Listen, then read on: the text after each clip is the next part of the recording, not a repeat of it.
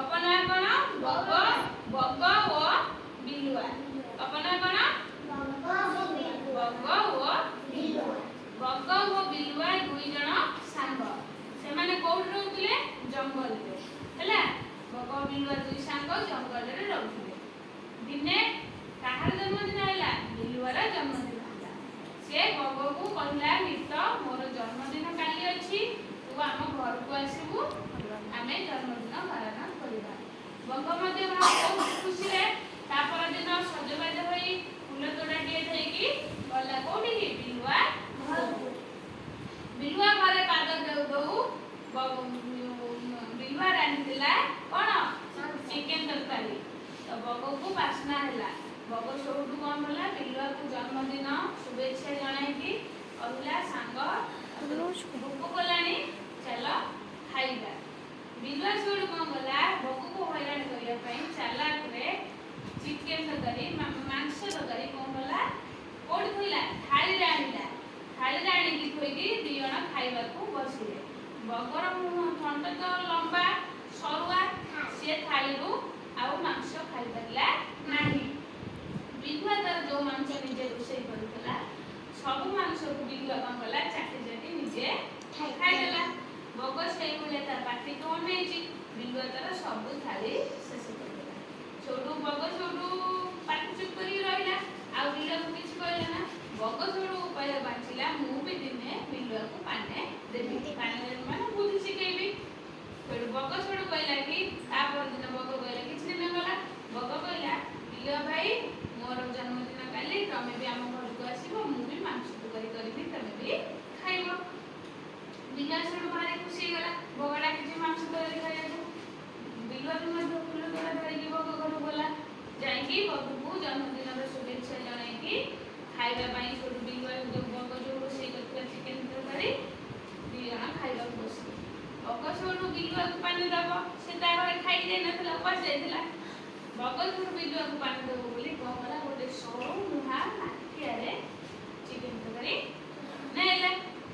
Chicken ତରକାରୀ ସରୁ ଲୁହା ମାଠିଆରେ ଆଣିଲା। ବିଲୁଆର ମୁହଁ ତ ଚଉଡ଼ା, ବଗର ମୁହଁ ଖଣ୍ଡ ସିନା ସରୁ, ବିଲୁଆର ମୁହଁ ତ ଚଉଡ଼ା। ବଗ କଣ କରିଛି? ଚାଲାକ କରିକି ସରୁ ଲୁହା ମାଠିଆରେ ମାଂସ ତରକାରୀ ଆଣିଛି। ସେ ଆଉ ବିଲୁଆ ଖାଇପାରିଲା ନାହିଁ। ବିଲୁଆର ମୁହଁ ଆଉ କଣ ବସିଲା ନାହିଁ। କୋଉଠି? ମାଠିଆକୁ ଆଉ ବସିଲା ନାହିଁ, କିଛି ଚିକେନ ତରକାରୀ ଖାଇପାରିଲା ନାହିଁ। ବଗ ସେଇଠୁ କଣ କଲା? ତାର ସରୁ ଖଣ୍ଡରେ ସବୁ ଚିକେନ ତରକାରୀ ଖାଇଲା। ସେଇଭଳିଆ ବିଲୁଆ ତାର ଅନେଇ ଅନେଇ ତା ପାଟିରୁ ଲାଳ କାଢିକି ଚୁପଚାପ ବସିଲା। ମନ ଦୁଃଖରେ ବସି ବସି ଘରକୁ କଣ ହେଲା? ଫେରିଲା। ସେଇଠୁ ଏଥିରୁ ଆମେ କଣ ଶିଖିଲେ? ନା ଆମେ ଅନ୍ୟ କାହାକୁ ହଇରାଣ କରିବା ନାହିଁ। ଆମେ ଯଦି କାହାକୁ ହଇରାଣ କରୁଛନ୍ତି ଆମେ ବି ହଇରାଣ ହେବା। କେବେ ହେଲେ ସାଙ୍ଗକୁ ଠକେଇବା ନାହିଁ। ତ ଏବେ ମୁଁ ତମକୁ କିଛି ପ୍ରଶ୍ନ ପଚାରିବି, ତମେ କହିବ। ବୁବୁ ଚେକାପଡ଼ି ବସ। ତ ଦୁଇ ଜଣ ସାଙ୍ଗ ଥିଲେ? ବିଲୁଆ ଆଉ ବଗ। ବିଲୁଆ ବଗ କେଉଁଠାରେ ରହୁଥିଲେ? ଜଙ୍ଗଲରେ। କାହାର ଜନ୍ମଦିନ ପ୍ରଥମେ ହୋଇଥିଲା? ବିଲୁଆର। ବିଲୁଆ ଘରକୁ କିଏ ଯାଇଥିଲା? ବଗ। ବଗ କଣ ନେଇକି ଯାଇଥିଲା? ଜନ୍ମଦିନର ଶୁଭେଚ୍ଛା କାହାକୁ ଜଣାଇଲା ବଗ?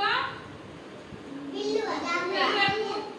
ବିଲୁଆ କେଉଁଥିରେ ମାଂସ ତରକାରୀ ଆଣିଥିଲା ଖାଇବାକୁ? ଥାଳିରେ।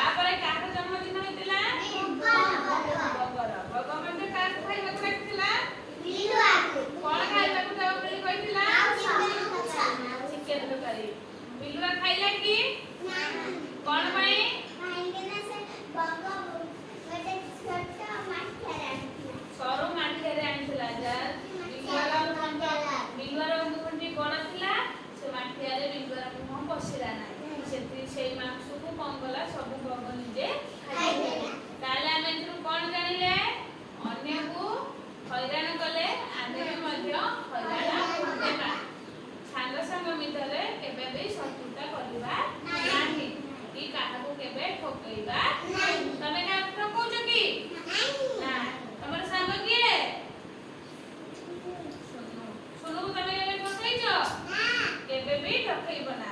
ସାଙ୍ଗ ବିପଦରେ ପଡ଼ିଥିଲେ ତାକୁ ସାହାଯ୍ୟ କରିବ।